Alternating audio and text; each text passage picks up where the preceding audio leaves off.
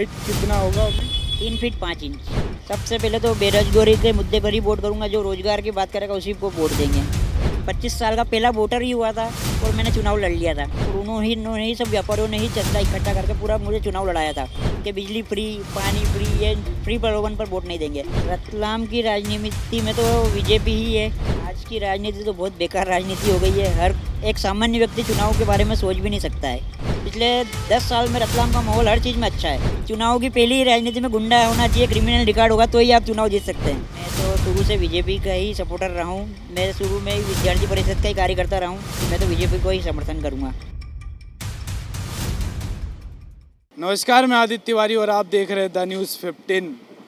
चुनाव कवर करते करते एक हमारे साथ बहुत ही खास मेहमान जुड़ चुके हैं जिनका उम्र 39 साल है। आप देखकर हैरान हो जाएंगे कि वो 39 साल के हैं कि नहीं। और आपको सबसे खास बात ये बता दूं कि ये रतलाम के सबसे प्रसिद्ध आदमी है। इन्होंने 2014 में महापौर का चुनाव भी लड़ा था। आइए हम उनसे बातचीत करते हैं और जानते हैं चुनाव की रणनीति के बारे में। और आपको बता दूं कि एक उनका खुद का दुकान भी है, सुराना ड्रेसेस के नाम से। आइए हम उनके मालिक से बातचीत करते हैं। इनको देखकर एक बार आप हैरान तो ज़रूर होंगे, इतने छोटे कद के आदमी और इतनी ज़्यादा उम्र। जी हाँ, हमारे साथ अभी मौजूद हैं। जी नमस्कार। जी नमस्ते भैया। क्या नाम है आपका? मंगल सुराना। आप कितने साल के हैं? मैं 39 साल का हूँ। ऐसा माना जाता है कि आप पूरे बहुत मशहूर हैं यहाँ पे रतलाम में।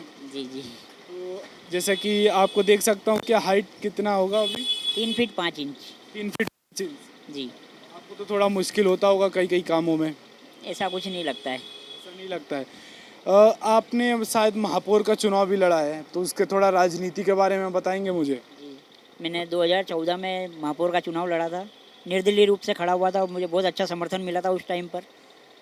जी। मैंने तो कितने वोटों से हार या जीत? उस समय में राजनीति में पहली बार ही आया था और 25 साल का पहला वोटर ही हुआ था और मैंने चुनाव लड़ लिया था। जी। मतलब एक युवा हो के आपने चुनाव लड़ लिया। तो इतना रिस्पॉन्स तो नहीं मिला, पर जितना मिला मेरे लिए बहुत अच्छा था पहली बार के लिए। थोड़ा आप खड़े होके दिखाएंगे हमारे दर्शकों को? और क्या माहौल रहा था उस टाइम चुनाव के रणनीति का, थोड़ा बताएंगे? कितनी टक्कर आपने भाजपा को दी थी, कितनी टक्कर आपने कांग्रेस को जीती? उस समय चुनाव लड़े थे रतलाम से 20 कैंडिडेट करीब खड़े हुए थे एक साथ। उसमें मैं 6ठे नंबर पे या 7वें नंबर पर रहा था। 6वें 7वें पे आ गए थे। जी। तो फिर आप जैसे कि आपकी अभी खुद की दुकान है, उसके बाद तुरंत आप राजनीति में, ऐसा क्यों मन बदल गया था आपका? मन मैं कॉलेज चुनाव से भी राजनीति करी है। कॉलेज में भी मैं चुनाव लड़ा हूँ। 3 बार कॉलेज से निर्विरोध जीता हूँ। एक बार चुनाव लड़ के जीता हूँ। इसलिए तो चुनाव का तो मुझे सब अच्छा शौक था, थोड़ी जानकारी भी थी। देखा जाए कि जब आप चुनावी मैदान में उतरे थे महापौर के, तो आपको क्या लगता था? जैसे कि कई लोग सोचते कि नहीं, हाइट छोटी है, क्या मालूम काम करेंगे कि नहीं करेंगे। तो आपको उस टाइम कैसा लगता था कि लोग आपका सपोर्ट करेंगे कि नहीं करेंगे?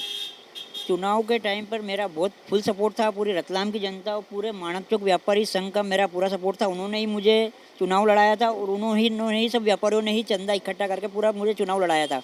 उस पूरे व्यापारियों का पूरे तन मन धन से पूरा सहयोग था और सभी व्यापारियों द्वारा 15 दिन तक पूरे मेरे चुनाव प्रचार के लिए 15 दिन तक कंटिन्यू मेरा साथ दिया था। सुबह से लेकर रात तक सब दुकानदार मेरे साथ रहते थे। और बात करें तो आपका फैमिली बैकग्राउंड क्या लगता है, आपको मतलब आपके परिवार ने सपोर्ट किया था उस टाइम? पूरा सपोर्ट मेरे परिवार का भी था, मेरे इंदौर परिवार का भी था, रतलाम पूरा परिवार, मामा परिवार का भी पूरा सपोर्ट था। जो आज अच्छा सपोर्ट था उनका। और बात करें तो कई लोग ऐसे होते हैं जिनकी हाइट छोटी रहती है, वो लगातार अपने आप को कोसते हैं, मेरी हाइट छोटी हो गई, मैं बाहर नहीं निकल सकता, लोग मेरा मजाक उड़ाएंगे। तो उन लोगों के लिए आप क्या कहना चाहते हैं?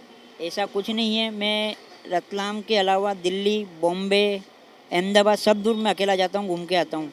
लुधियाना सब पूरा मार्केटिंग में, दुकान की पूरी परचेसिंग मैं सब खुद ही करता हूँ। अच्छा, आप अकेले करते हैं? मैं साथ में एक को लेके जाता हूँ मैं, और पूरी खरीदी वगैरह सब मैं ही करता हूँ। आप अकेले कर लेते हैं? जी बिल्कुल। मतलब कुछ मुश्किलों का तो सामना जरूर करना पड़ता होगा आपको? कोई मुश्किल नहीं, सब सब सपोर्ट में रहते हैं। व्यापारी भी पूरा सहयोग करते हैं।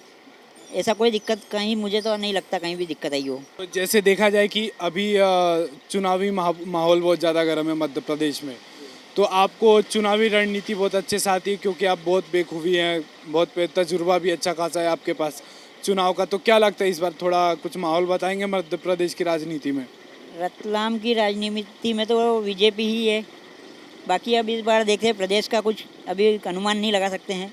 और यहाँ का माहौल के बारे में बताएंगे, तो जैसे कि आप किसका समर्थन कर रहे हैं या आप किसको मुख्यमंत्री के गद्दी पर बैठाना चाहते हैं? मैं तो शुरू से बीजेपी का ही सपोर्टर रहा हूँ। मैं शुरू में ही विद्यार्थी परिषद का ही कार्यकर्ता रहा हूँ, तो मैं तो बीजेपी को ही समर्थन करूँगा।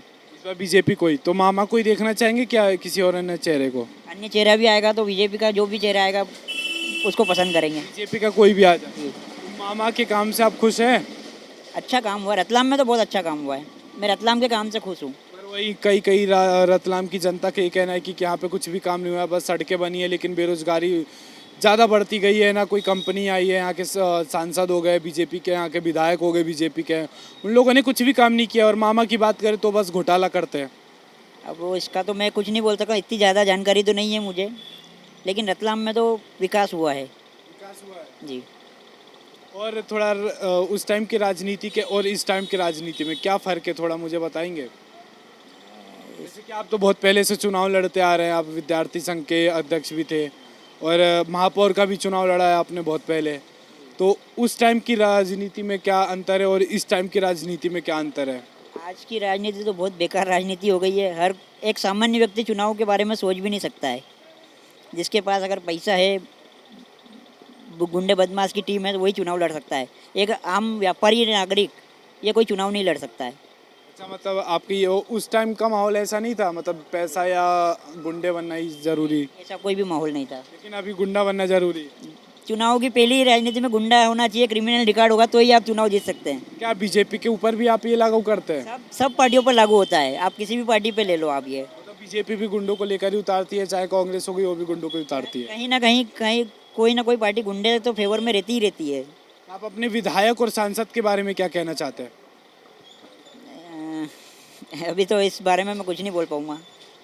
फिर भी आपकी कुछ राय बताइए, वो तब उनने विकास किया है कि नहीं किया रतलाम का? रतलाम में अच्छा विकास हुआ है। अगर इस 5 साल में अगर 1-2 फैक्ट्री और लग जाती रतलाम में, तो थोड़ा बेरोजगारी पर रोक लगता और अच्छी माहौल रहता रतलाम का। रतलाम का भी माहौल सही है कि नहीं है? नहीं, अच्छा माहौल है। अभी पिछले 10 साल में रतलाम का माहौल हर चीज़ में अच्छा है। आप किसी भी चीज़ में देख लो। मतलब रतलाम में पूरा है कि विकास हुआ है? जी बिल्कुल, रतलाम में हुआ है विकास। प्रदेश में भी हुआ है विकास। तो मोदी जी के नेतृत्व में अच्छा विकास हो रहा है। बेरोजगारी पे क्या बोलना चाहेंगे आप?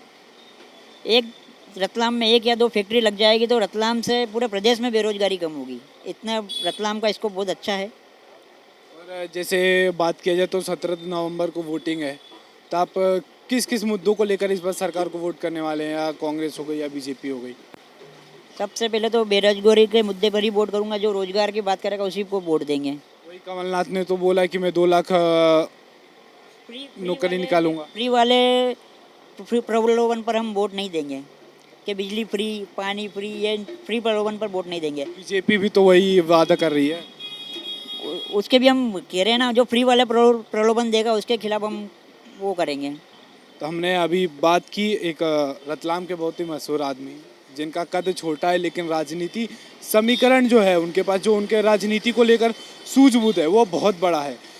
इनके बारे में बता दें कि इनका एक खुद की दुकान है और सबसे अच्छी बात है कि ये महापौर का चुनाव भी लड़ चुके हैं। और उस टाइम जब इन्हें चुनाव लड़ा था उस टाइम 20 से ज़्यादा कैंडिडेट थे, जबकि ये 7वें नंबर पर आए थे। उस टाइम मात्र ये 25 साल के थे। और इनका कहना है कि इस बार प्रदेश का चुनावी के माहौल में हमने बातचीत की, इनका कहना है कि प्रदेश में बीजेपी की सरकार बनने वाली। और नागदा की बात करें तो ये, अगर रतलाम की बात करें तो यहाँ पर भी बीजेपी का ही विधायक आने वाला है। और सांसद की बात करें तो यहाँ पे बीजेपी का ही सांसद जीतेंगे। कैमरामैन मिथिलेश के साथ में आदित्य तिवारी।